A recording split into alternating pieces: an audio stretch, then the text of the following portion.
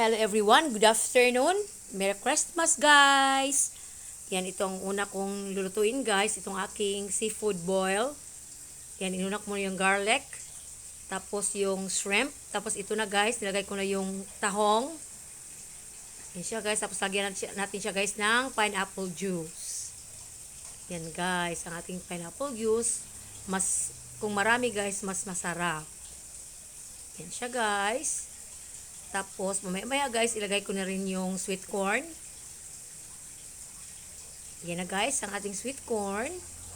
Tapos, nilagyan ko siya guys ng Sprite. Hindi ko lang napikita yung Sprite.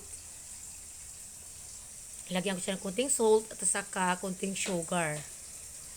Yan, mamaya guys, pag luto na itong sweet corn, ilagay natin yung guys, yung tomato paste mamaya. Yan siya guys. O, malapit na yan maluto.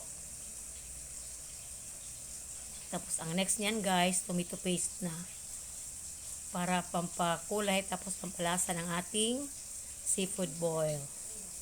Yan na guys. Kunti lang ang kanyang sabaw. Yan, malapit ito maluto guys. Magluto tayo ng maaga para ito mamayang gabi guys.